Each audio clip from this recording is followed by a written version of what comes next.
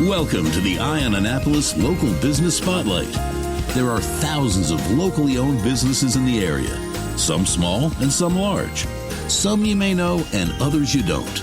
But one thing they all have in common is a great story, and we want to share it with you. Join us every Saturday as we talk to the founders, the owners, and the managers of local businesses you have come to know and love, and those you will come to know and love. Now here's your host, John Frenay, with this week's Local Business Spotlight. Joining us on the phone today is Christy Oliff, who is the Vice President of Marketing, which is a big fancy title for ADU Your Appliance Source, which is an appliance store here in Annapolis. It's on George Avenue. And thank you very much for giving us a call and letting us know a little bit about ADU. How are you? I'm doing well. Thanks for having me. I've passed you guys a lot, and I know you're just down the street from Chesapeake Lightcraft, just around the corner from Legion Avenue Post Office, and all that stuff in the great design district in Annapolis. And for those that don't know about the design district in Annapolis, go check it out because it's got absolutely everything you could possibly ever imagine for your home. And I think there's some landscaping in there too as well. And there's a lot of good car places back there too to get your cars worked on as well. So, but definitely check that out. But we want to learn a little bit about ADU and your appliance source. I know you've got the small, I say small, but a little one-story brick building that is there. And how did you guys get started? So my father actually started ADU in 1982, and he found an industry that really didn't exist at the time. We didn't have anything like a builder distributor, people that sold generally just to builders and contractors. Generally, it was just retailers. So he kind of created the idea and really was a pioneer in the industry. And so he started, partnering with GE and started really getting a lot of business and very, very busy. And then he opened up more stores and basically covered the Mid-Atlantic region. Meanwhile, I opened up my own store under a different name in Southern Maryland. And my sister opened up a store in Annapolis and in Easton. And we were all pretty successful on our own. Unfortunately, he passed away 4 years ago, and we inherited his businesses. So we decided to put them all together. So we merged them all together, creating ADU Your Appliance Source. When you guys owned your own, when you and your sister owned your own businesses, were you competitors with your father? No, we had a gentleman's agreement not to go into each other's territories because we were also, diverse. She had a territory he didn't go into, and I was all the way down south. Nobody ever really went down there anyway, so it kind of worked out well. Yeah, it's like Southern Anne Arundel and Southern Maryland. Everyone forgets it's there, but it's so beautiful down there. It's like, I know I talk to people that are in Edgewater, and they feel like, oh, Annapolis is so far. Or if you tell them to go to Edgewater, they're like, oh my God, you would think like the South River was like the Berlin Wall or something like that. It's just a bridge. It's not a wall. We must stop, must turn around. We can't go to the other side. It's crazy. Right. But Southern Maryland is just so beautiful. So you guys were working separately, and then you kept your distance from one another, and you merged this all, you said, a couple of years ago? Yeah, a couple of years ago, we kind of rebranded everything. So we took his 5 showrooms, my 1, her 2. We incorporated all 8 showrooms together. We have a main office in Linthicum, and then we did a whole rebranding campaign. So we kind of created a new name by merging them together, new colors, new logo, and just redid everything from there. Wow, so you got 8 showrooms? Yes, 8 showrooms. That's crazy. Where are they? Where are they all located? I mean, obviously, I know the one on George Avenue here in Annapolis. Yeah, Annapolis. We have one in Chantilly, Virginia, one in Easton, which is the Eastern Shore, Gaithersburg up in Montgomery County. We have one in Linthicum. We have one in Mechanicsville, which is Southern Maryland, Tacoma Park, which was his flagship store, and York, Pennsylvania. We went a little north. Crossing the state lines, huh? Oh, yeah. Yeah, well, hey, that's you've got to do what you've got to do. Absolutely. And, well, I'll tell you, for folks that are interested, we'll get this out of the way. Your website is adu.com. And how the heck did you get a 3-letter domain for ADU with a .com?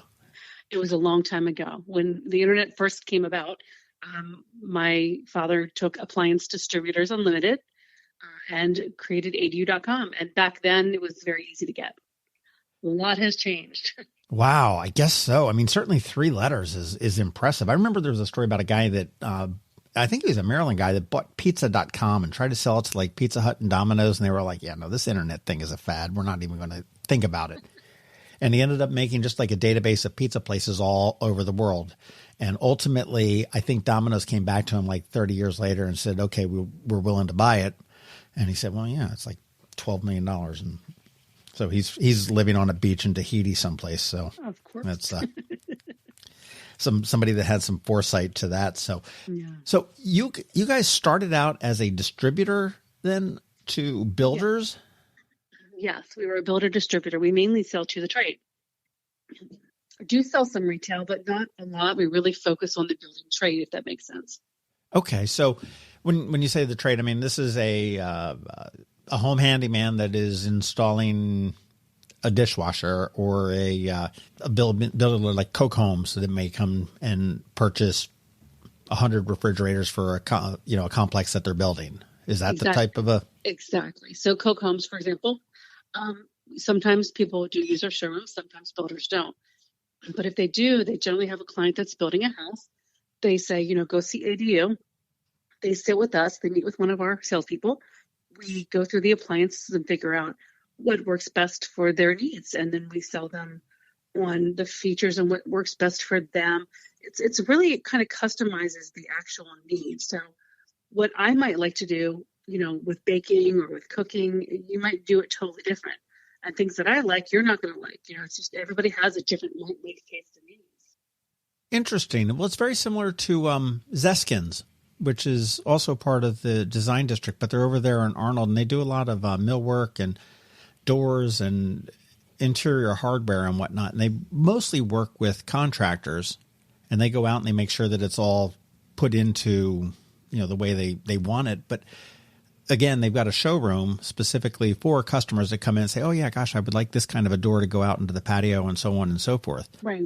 That's really a smart idea. I mean, I bought a couple houses in my lifetime, and I've never, I think we just checked do you want the upgraded appliance box and let it roll as there. I didn't realize. Things are very different today with appliances. So, but also, we're very familiar with code and what you can do with building and what you can't do. And we really try to guide the customer and then make it easy for the builder. Once the person picks their appliances, we send the specs to the kitchen person, we send the specs to the builder.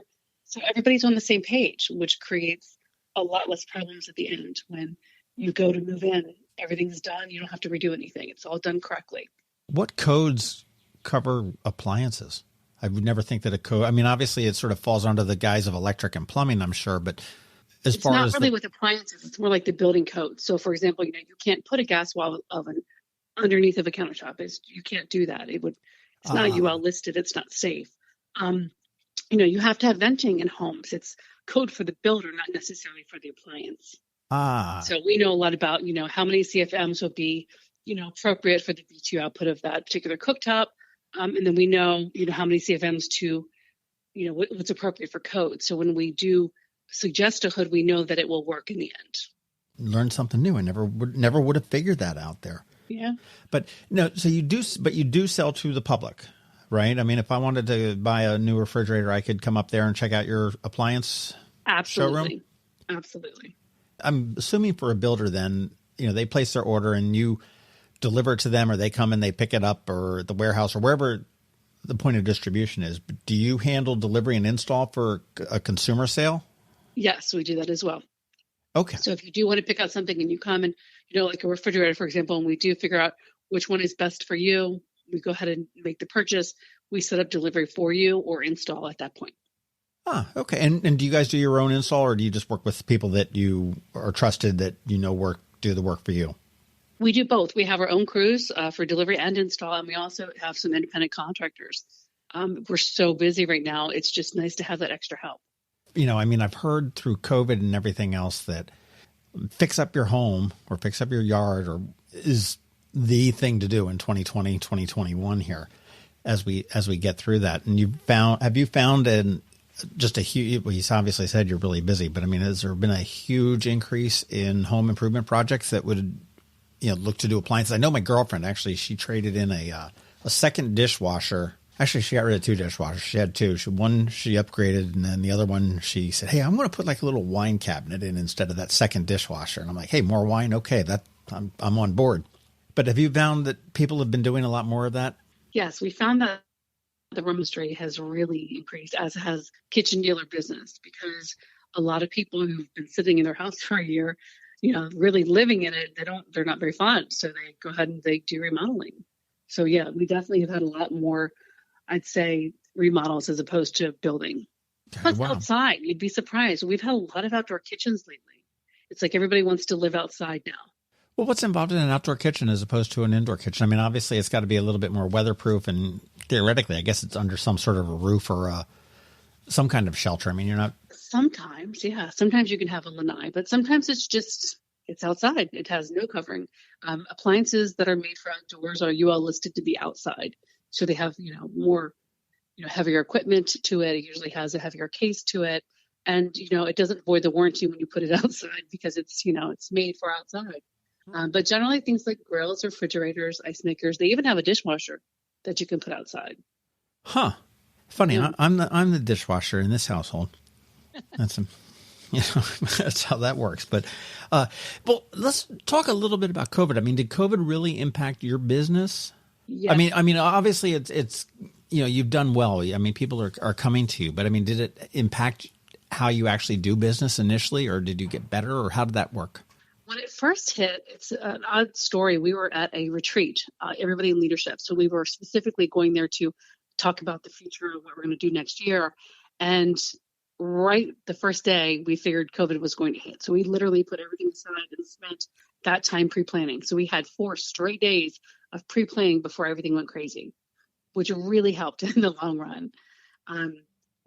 It did change the business because nobody's been through this before. We didn't really know what to do. We wanted to keep our customers safe. We wanted to keep our salespeople safe, and trying to find a way to not close. We were considered essential because, we sell refrigeration. We sell a lot to the elderly, their homes and things like that. Sure. So you really can't not be open. So we deal with food and refrigeration and cooking. So trying to stay open and being safe. It changed the way we do business inside of the showrooms, 100%. We had to social distance everybody. We had to build extra offices so you can really social distance the employees. We had to, all the things that you have to do with the masks and the gloves and trying to get everybody prepared and used to the new way you're doing business. That was a very interesting time. But once that happened, everybody seems to really have understood what they have to do now before they come in. Everybody's very understanding of what's been going on. So it's really been kind of a great partnership, to be honest. Well, it's sort of funny. I mean, as we're recording this just about a year after COVID sort of came into Maryland. And I remember thinking, okay, well, we're going to have to hunker down for 2 weeks and wait till this bug gets through us. Right. And lo and behold, here we are a year later. But again, I'm thinking you guys are going into, whether it be with contractors, you're going into job sites, or individuals, you're going into individual homes. So, I mean, you've got to change your whole way of doing that process, I would imagine, which, Oh, absolutely. With honestly, shoe coverings and gloves and masks, and really, you have to really be cognizant of what you do, where you touch, where you stand. If you're delivering something, when people come to the showroom, we have everything up front, sanitizers, and you really have to watch the way that you do things. So that did change really everything that we did. Right. Luckily, we were able to prepare. We did send our employees home for a couple of weeks, and we did get computers and try to, really get them working remote, which is kind of difficult when you have a showroom and people want to see appliances. But the governor shut everything down hard, I think, for like 2 weeks. Mm-hmm. So we shut down, and it was really interesting to see how everybody really took to it. I mean, it really was shocking to me how everybody did. Everybody got their computers, they worked from home, and they were successful doing so. I've been amazed at the way businesses and people have adapted to this. I mean, this is something that none of us have ever lived through, except maybe somebody that's like 105 or whatever it may be. But and to sit there and to be able to adapt to it, I think overall as a country and a business community, everybody's done pretty well. Yeah, I agree. And it's interesting to see. I really feel like a lot of this is going to become the new norm. businesses that didn't ever do remote are doing part remote now because it just tend to work out better, to be honest. Well, count your People are more productive. count your lucky stars that you didn't get into commercial real estate. I am. Yeah. Well, I'll tell you, I know one of the things that we've talked to a number of different businesses about is the supply chain. And I know it's hit the appliance world pretty hard during COVID. I know, cardboard boxes are impossible to get a hold of. What is the holdup with appliances? Why aren't they getting shipped? A lot of times what we have been told and things that we actually know, the manufacturers themselves, when they were at the plants making like GE appliance part, for example, they had to shut down they had a whole month, I believe. They literally shut down the plant. They couldn't do anything. Then they had to come in. They had to do social distancing when they were allowed back in. And so they had to dismantle their entire plant, rebuild it to where people could physically be 6 feet apart from each other. And it just took forever. And then getting the appliances started again. In the meantime, you have this big backlog. Everybody's remodeling right now. And I think that kind of made the perfect storm. There's just no inventory. I didn't really think about that, but you're absolutely right. I mean, if I've got some sort of an assembly line and everyone's working shoulder to shoulder. And they are. I've been to the factories. I've seen them. They're literally working shoulder to shoulder. And I've got to be, 3 shoulders to 3, it's exactly that. And now as I think about this, that, I'm sure that there's a factory that makes compressors for refrigerators, and there's another factory that makes shelves for refrigerators, and there's another factory that makes ice makers, and they're all in different locations doing the same type of problem where they have to retool and figure out how to redo their business before it ultimately gets assembled. Really have to redesign the machines. Think about that. You have a refrigerator, it makes a hoozie, and the hoozie has to have 3 turns in it, and you have 3 separate people that do it. So it goes on this one conveyor belt that's literally 4 feet long. Well, that's not going to work. You have to split the job in 3 different. You have to create new machines. It's a whole thing. Wow. Plus, think about where does the parts come from? Where do the parts come from? Who makes those parts and where do they come from? Where are the materials coming from? Everything was affected. Sure. And I would think, yeah, I mean, if you're in California or New York in the thick of this thing, making things, then you've got a whole different thing as opposed to another place that may be a little bit more relaxed or not having as much of a problem with COVID as somebody else does. Wow. Okay. Exactly. That makes sense. Well, it's funny. I was looking through your website. Again, the website's adu.com. I'm very jealous. 3 letters and a .com. And I had to laugh. You've got a big link up top. It says brands we carry. And yes, I looked at that and I counted 54 brands that are on the website, which may not be accurate. I mean, it may be 55 now or 53, whatever. And I said, I only know 11 of them. I know a 12th, but that's for making televisions. So I'm assuming that your range of appliances that you offer run the gamut from the builder special, the $199 dishwasher that every builder puts in a home, and I don't know whether that's the right price or not anymore, to the one that is probably several $1,000s. Yeah, we do. We do a basic builder grade, if you would, and we do, really high end like the Sub-Zeros and the Wolves and the Agas, virtual zoning, all the really are high ends, and you really have a big gamut. So, like how I said earlier, how what works for me might not work for you with appliances. You can really almost customize what your needs are to the different brands that we carry. Are you selling more of the high end stuff or the middle of the road or the low end stuff that, hey, I mean, is it the customer saying, hey, I'm looking for just to get rid of this old dishwasher or this old refrigerator and get something new of similar quality? Or is it, hey, I'm living in my house and I really need the French door refrigerator? Yeah, I think people really understand the value of appliances more so than they ever have today. So I really think they go more towards mid up to top of the line. They don't hesitate to spend $1,000 on a dishwasher because it's good. It's going to last 20 years. and the bells and whistles that come with that are, amazing. And the energy savings are great. So it kind of pays for itself in a while. What's like the coolest, most bizarre thing that I would think of as far as a bell and a whistle that comes on an appliance? Which appliance? No, I don't know. Go with the refrigerator. I don't know. I just, I think my mindset on appliances is just pretty much it's a benign tool that accomplishes a very simple task. Okay. I want my dishes washed. I want my frozen stuff frozen. I want my cooled stuff cooled.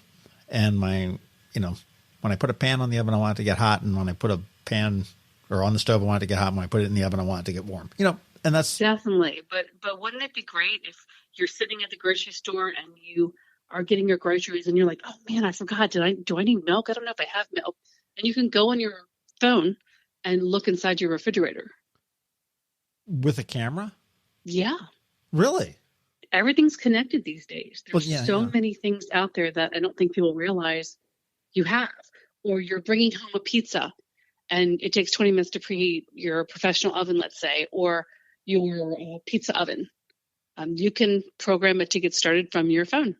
So the time you get home, it's preheated and ready to go. Oh, my word.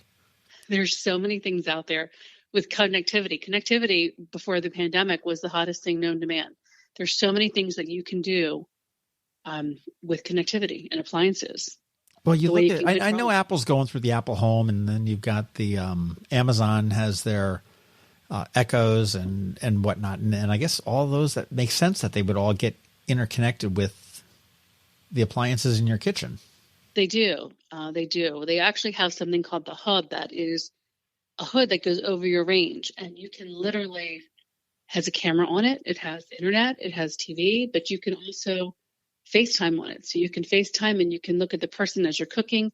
And let's say you have, you're doing your grandmother's recipe and you want to make sure that she sees that you're doing it right. It has a camera underneath of it that can look down and see how you're cooking, and she can see it. And then she can say, that's not really the way you do it. And she can help guide you. Huh. That's cool. There's a lot of things that would blow your mind, I think, today in the appliance industry. It's been a while since I personally purchased any, so you're probably very right. I'm probably driving a 1995 refrigerator, so I don't know. It's probably due. That's for sure. How long have you guys been in Annapolis on George Avenue? Oh, wow, that was, I've got to say, about 25 years. Okay. Yeah, about 20. Maybe 23. I'm not the great with time, but about 20, maybe 23. Time fleets. Time's fleeting. It really does. I know. I'd like to think I'm 25, but I look at my driver's license and go, who the hell swapped that out on me? This is neat. Again, we don't have too many old-fashioned, and I don't want to say old-fashioned because you got all the tech and everything else that's going on, but just a small business that is looking out for the homeowner, that is looking out for what your needs are. You've got the whole sales process. If I go in to buy a car, theoretically there should be a sales process to say, hey, what kind of car do you want? Do you want a Jeep? Do you want a Ferrari? There's, two different customers there, two different needs. And to be able to figure that out, are you I guess you could be just something silly. It's like, how much beer do you drink? Okay, so you want more on the refrigerator side than on the freezer side. I don't know. It's not really silly. That's actually not really silly, because when somebody says to me, I really want a beverage center, the first thing out of our mouth is, well, what do you drink? Because quite frankly, this one doesn't do well with domestic beer. If you drink craft beer, that's the best one to get. Oh, you're joking. I call BS on this one. What? Seriously, You get to the point where you're saying this doesn't do well with craft beer and this doesn't do well with domestic beer? Absolutely. It has to work for your needs. That's what I mean by that. It really, if you have this particular one, it doesn't have two temperature zones. It's 50 degrees in the entire refrigerator. But then they have this particular brand that does. It goes down to 33 degrees. That's great for domestic beer. But if you drink sodas, then that would work best for you. The same thing with ice machines. I want to get an ice machine, but I really like the crunchy ice. But what are you putting in it? Are you doing liquor? Do you like your liquor on the rocks? Or is it more for sodas? If it's more for sodas, crunchy ice works great. But if it's more for like liquor drinks, you really don't want that small ice. You want the bigger ice cube. So you really customize it for the person. I love crunchy ice. They make ice that's crunchy. I do too. They make ice machines that have crunchy ice. Yeah, Yes, they do. But that's great for sodas. Not so great for if you're a liquor drinker, right? Oh, man. So it's just, how many people in your family? How do you cook? And really customizing it. And then another thing people don't think about too, you want to make sure you have enough cooking. You go and you sit down with them and they say, I want one oven and I want a microwave. And then you say, okay, well, that's fine, but let's run through your largest meal in your head. So you have, what do you cook? What's the largest meal you cook? Well, it's Thanksgiving usually. And then you have a turkey. And well, where are you going to put that turkey? I'm going to put it in the big oven. There you go. That's great. Now, game over. What do you have now? You have no more cooking.